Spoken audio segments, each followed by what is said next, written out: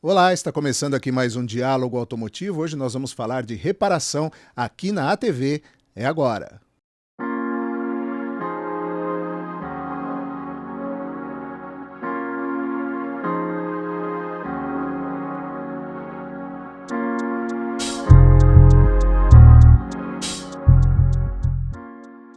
Estamos recebendo hoje Sandra Nali, fundadora da Escola do Mecânico. Sandra, bem-vinda aqui ao Diálogo Automotivo.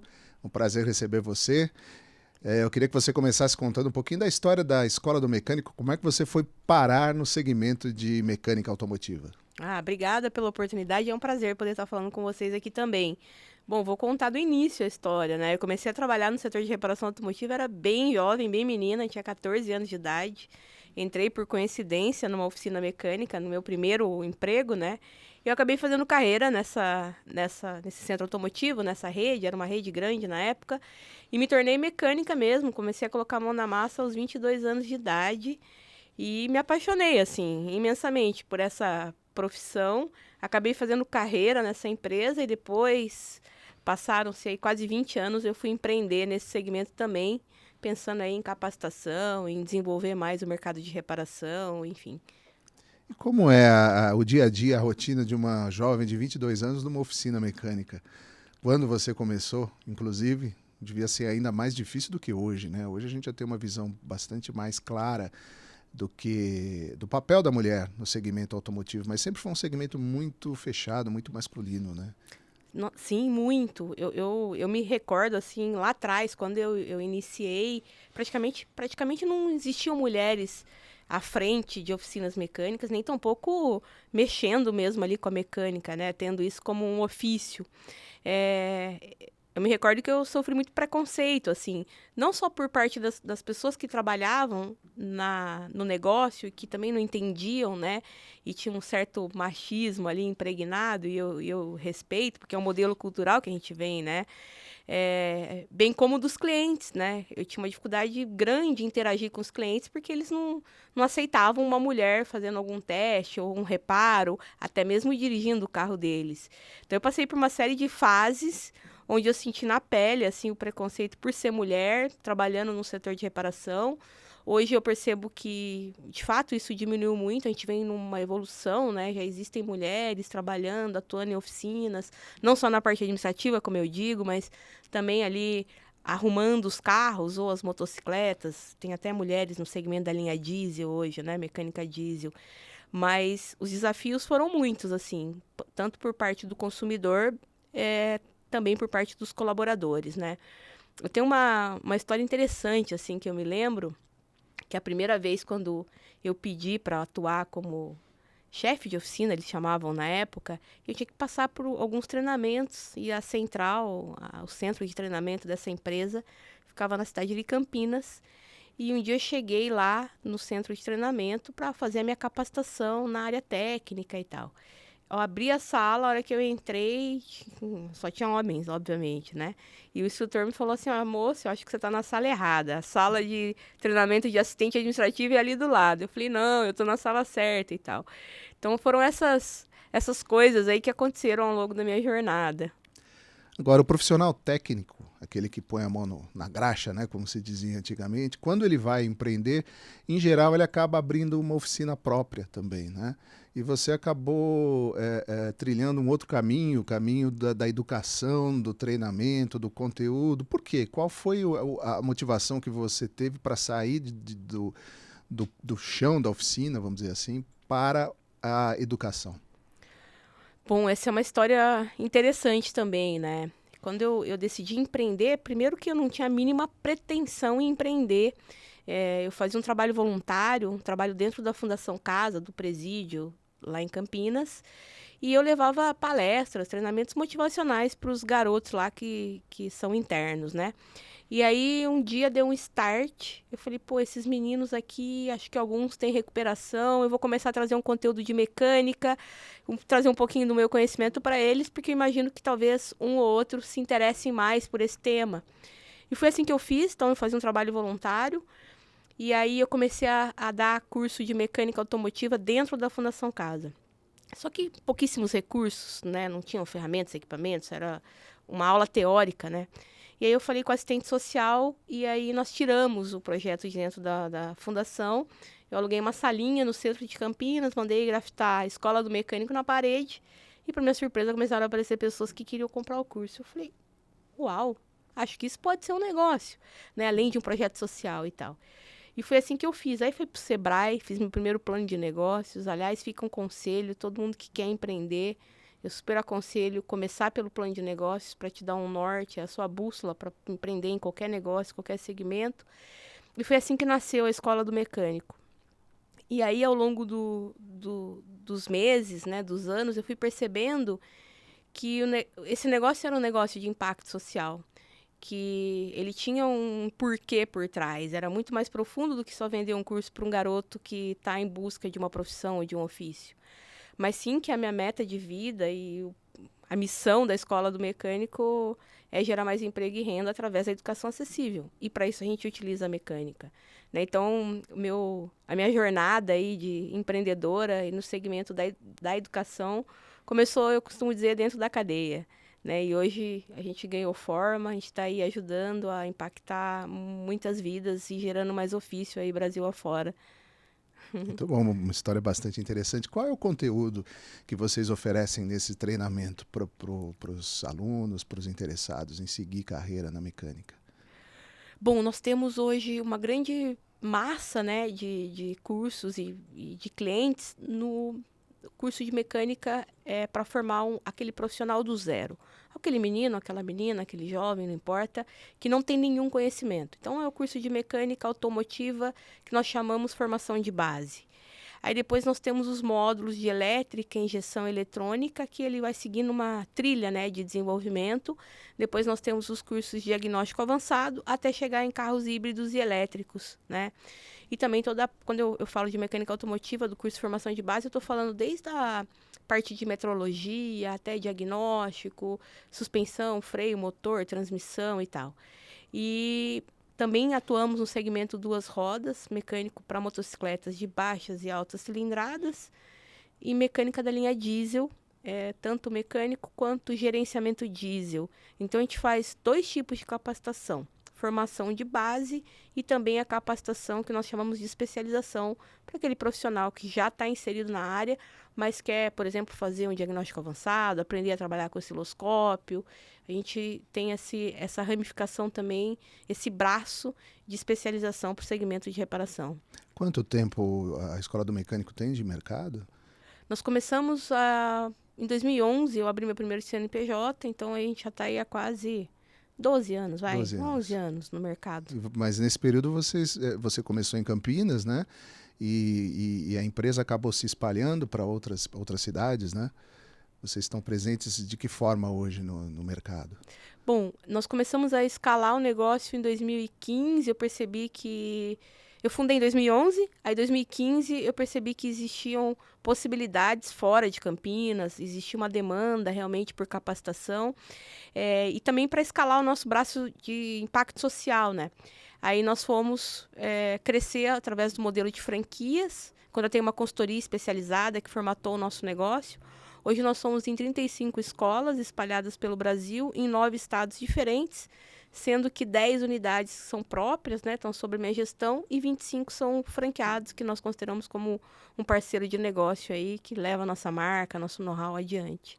Para quem queria fazer uma ação social, acabou crescendo bastante, né? Uma empresa hoje muito forte no mercado de manutenção, né? É que ficou bem claro para mim, assim, o porquê da Escola do Mecânico, né, que é gerar mais emprego e renda através da educação acessível. Então, a forma de escalar também o nosso braço de impacto social para gerar mais emprego genuinamente foi crescer o negócio, escalar o negócio, acelerar um pouco o negócio. Sandra, a gente ouve muito nos eventos do mercado do aftermarket automotivo que a formação de mão de obra, encontrar mão de obra é uma dificuldade hoje, inclusive porque os meninos, os jovens, não sonham mais com a profissão de mecânico, não é? Não tem mais aquele desejo de ser mecânico, que era uma coisa que existia antigamente. Muitos jovens começavam metendo a mão na graxa mesmo, mexendo na oficina do pai, ou trabalho por gostar de automóvel, acabavam achando um jeito de colaborar ali na oficina do bairro, lavar a peça, etc. E acabavam aprendendo no dia a dia, até porque os carros eram muito mais simples, né? E desenvolvendo uma carreira na sequência na oficina mecânica. Hoje o que a gente ouve é que essa ambição não está mais atraindo o público jovem. O que você tem sentido disso, principalmente dos alunos que chegam lá do zero e que buscam se consolidar nessa profissão? Isso é uma verdade, assim, a gente percebe um distanciamento dos jovens da mecânica mesmo, principalmente da linha diesel, ainda mais que o carro ainda ele tem aquela senso de paixão pelo automóvel e tal, então tem alguns que acabam indo para esse caminho por paixão mesmo, né? Mas a grande maioria, eles estão muito conectados à tecnologia, né? E não a montar, desmontar, fazer o diagnóstico, embora sabemos que os carros hoje, eles vêm com uma tecnologia cada vez mais veloz aí, né? Mas existe um distanciamento, sim. A grande massa hoje da escola do mecânico, nosso grande público, não é o jovem. São pessoas aí na casa dos seus 30 anos, 35 anos, que ainda não têm um ofício ou não têm uma formação, estão em busca de ter uma profissão. Então, eles buscam a mecânica como uma alternativa também de entrarem para esse mercado de trabalho, né? Então, existe sim um distanciamento do jovem desse segmento. Infelizmente, né? Muito bem, nós estamos conversando aqui com a Sandra Anali, que é fundadora da Escola do Mecânico, e a gente volta já já.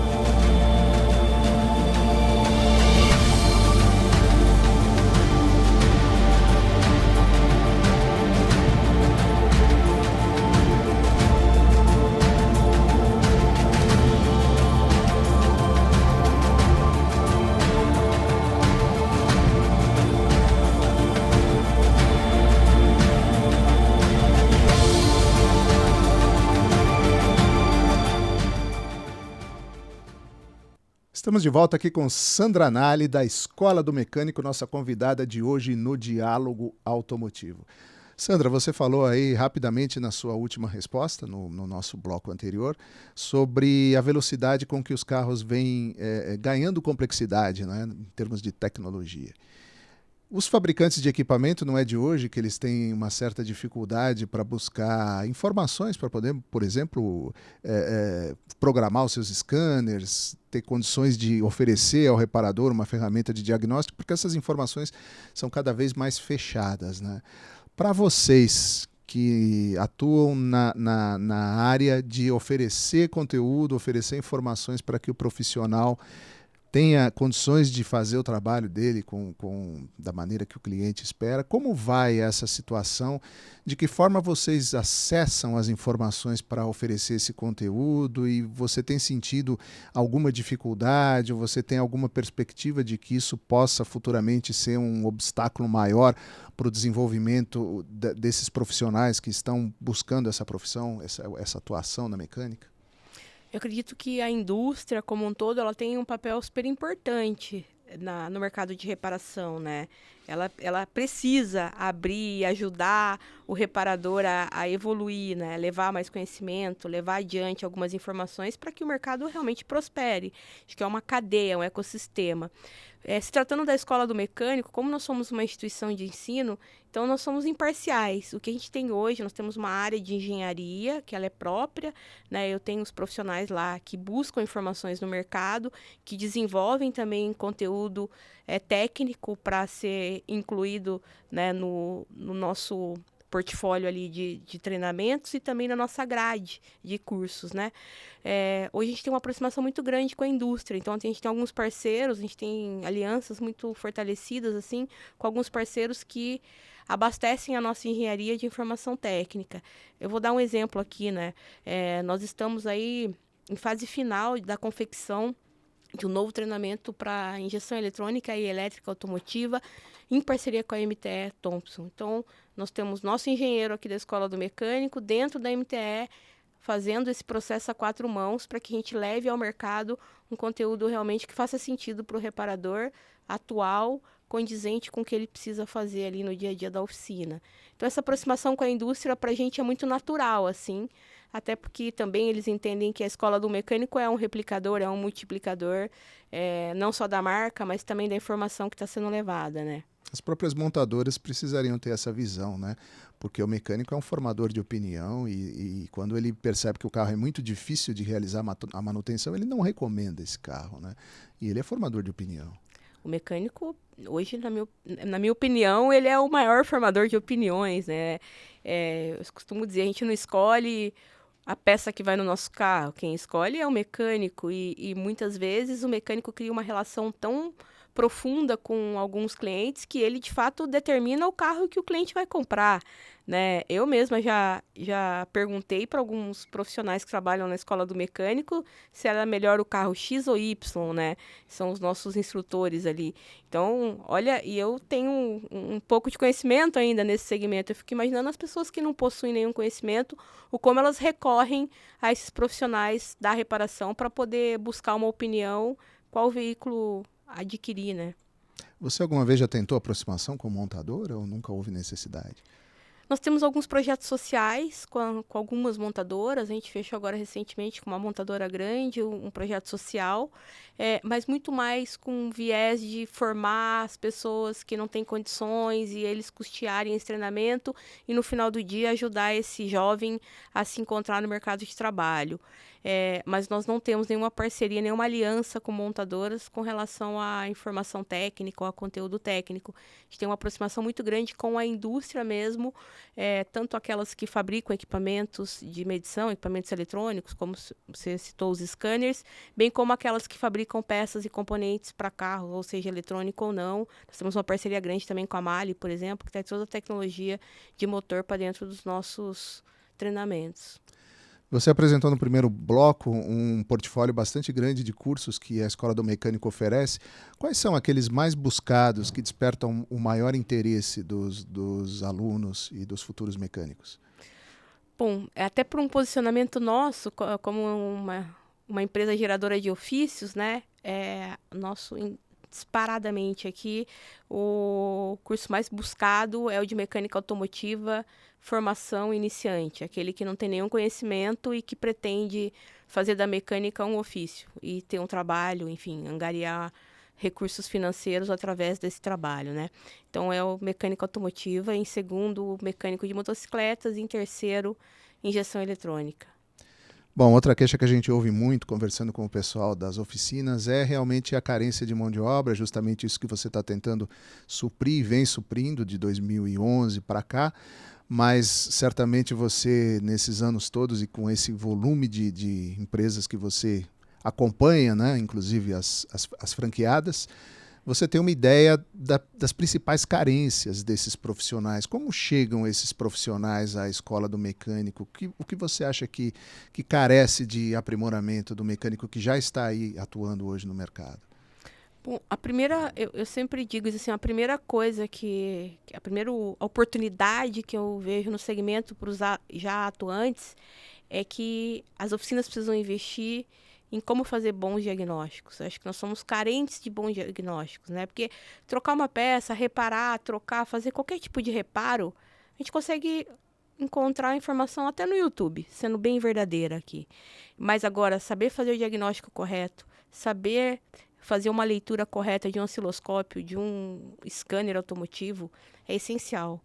Eu acredito que as oficinas ou os profissionais, né, que não tenham essa capacitação não sobreviverão aí por bons e longos anos. O mercado pede isso, né?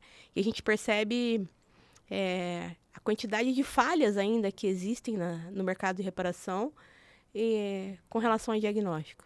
Muitos problemas não são diagnosticados da forma correta, peças são substituídas erroneamente e muitas vezes o cliente é frustrado porque não recebeu um diagnóstico e o profissional não é por má vontade, nem porque ele quis empurrar nada, mas é porque talvez não tenha competência técnica para fazer um diagnóstico da forma correta.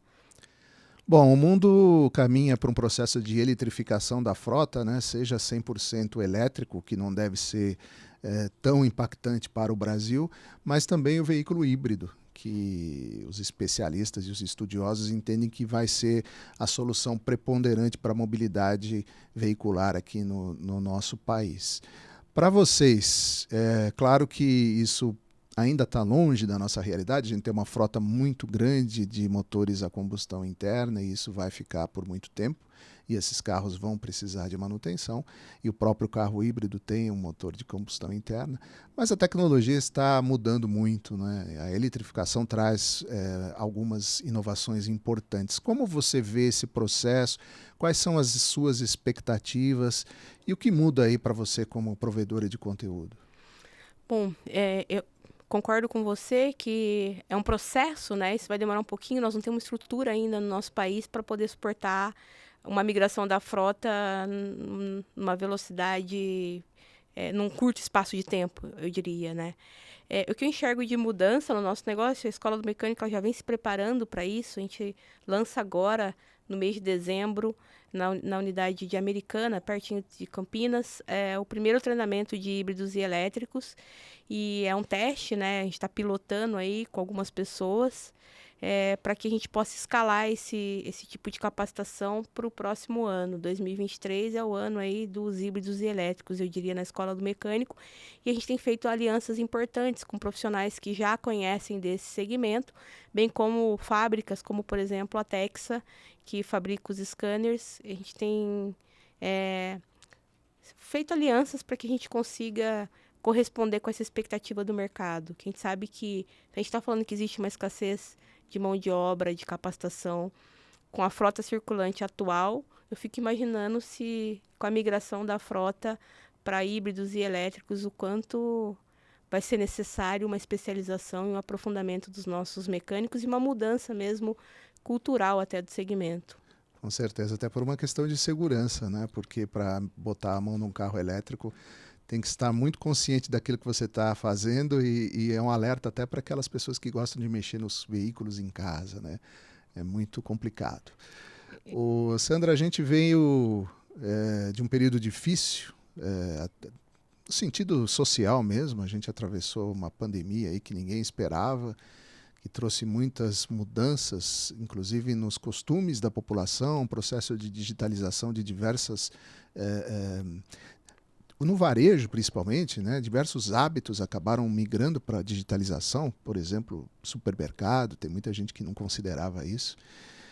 Você vê como esse processo de digitalização no segmento automotivo e também, na sua opinião, como vai o mercado após esses 2 anos e meio de pandemia, após as dificuldades que a gente vem enfrentando no setor, por exemplo, com a falta de semicondutores, que tem diminuído a produção de carros novos, por outro lado, os usados crescendo, enfim, muita coisa acabou acontecendo nesses últimos 2 anos. Como você está vendo o mercado hoje de manutenção veicular? Acho que a pandemia foi uma grande reflexão para todos nós, né? Assim, no nosso segmento, embora nós estejamos no segmento automotivo, mas a gente pertence ao segmento de educação também. Então, falando do nosso negócio, nós somos extremamente impactados. Nós ficamos com as nossas escolas fechadas, né? 7 meses praticamente, o que trouxe aí alguns ônus agora para a gente ao longo desse ano, né, que a gente voltou da pandemia agora, 2022 praticamente, né. Eu enxergo o mercado de reparação automotiva ainda como um mercado muito promissor, com grande potencial. Eu também enxergo o mercado duas rodas, né, a gente às vezes não considera, a gente sempre fala do 4 rodas, mas o mercado duas rodas é um mercado que vem crescendo gigantemente, assim. A gente percebe a quantidade de motocicletas por uma série de motivos. Primeiro, pela situação econômica, alta dos combustíveis, facilidade na mobilidade, né? Quando a gente olha São Paulo, a gente percebe a quantidade de motocicletas rodando, já com empresas aí locando motocicletas, né? Temos um parceiro que a gente fornece mão de obra, que é a Motul. A gente percebe aí, a meta deles é locação de 20 mil motocicletas até o final desse ano. Então a gente percebe que é um mercado também que vem crescendo muito e que alimenta esse mercado de reparação, e a gente talvez não olhe muito para ele, né? Então eu tenho potencializado também os investimentos no setor duas rodas, mas eu enxergo como promissor, principalmente o de reparação. Acho que você trouxe um ponto importante. Tem diminuído a venda de carros novos, contrapartida gera-se uma necessidade maior no reparo daqueles que já estão rodando, né? Então isso favorece bastante o nosso segmento, assim. Mas vale olhar para o setor duas rodas. É um setor extremamente promissor e que a gente talvez não olhasse tanto, né? É verdade. Bom, você contou um pouco da sua experiência pessoal. Além disso, você comentou da presença das mulheres nos eventos que você tem participado, inclusive algumas delas já estiveram aqui com a gente no Diálogo Automotivo. E eu imagino, depois você confirma para mim, que talvez esteja crescendo também o número de mulheres nos cursos que você oferece na Escola do Mecânico. Você acredita que as mulheres já estão consolidadas no setor de reparação ou ainda existem alguns degraus a subir? Acho que tem uma longa jornada, mas é visível uma evolução. Eu posso trazer alguns exemplos aqui. Eu me lembro quando eu fundei a Escola do Mecânico em 2011, eu fui matricular a primeira mulher em 2014. A primeira, assim. E era uma no universo de, 200 homens, né? Hoje, quando eu olho para o cenário da Escola do Mecânico, eu consigo visualizar, né? Eu tenho esse dado. Hoje, 10% do total de matrículas vendidas já são para elas. Ou seja, nós crescemos, né? Quando a gente compara lá, desde quando a gente inaugurou até agora, a gente cresceu bastante a presença feminina. 10% é muito. Eu não sei se é muito ou pouco, mas existe um crescimento, existe uma presença feminina maior no segmento. Isso é muito bom. Mas ainda o mercado ele tem uma certa resistência em contratar mulheres mecânicas. Normalmente eles acabam absorvendo algumas alunas nossas para trabalhar no administrativo ou ali em vendas, né? Tem consultora comercial e tal. Mas na mecânica ainda existe uma restrição do setor de reparação. É um movimento forte que a gente vem fazendo, principalmente com as grandes empresas, estimulando elas a contratarem mais mulheres.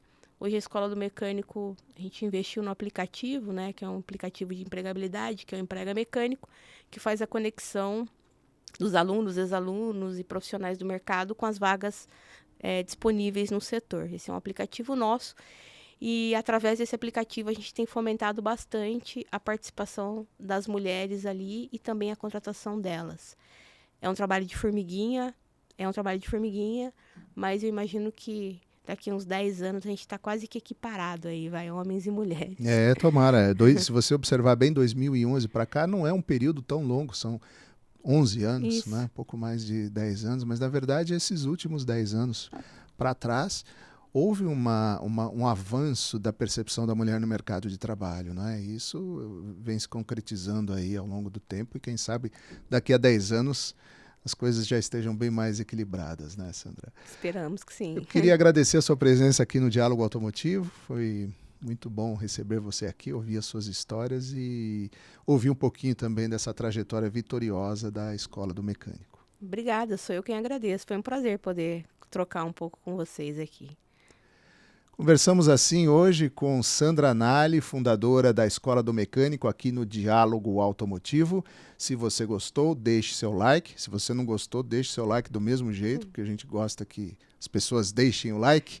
Se inscreva no canal para você receber aqui as novidades da ATV. Tem novidade todos os dias aqui. E deixe seu comentário também aqui na ATV. Por falar aqui na ATV, eu queria convidar você para assistir na próxima quinta-feira, dia 10 de novembro, ao vivo na ATV, a transmissão da cerimônia de premiação aos maiores e melhores em distribuição de autopeças 2022. Começa às 19h30, a gente espera por você. O Diálogo Automotivo volta na próxima segunda-feira. Até lá.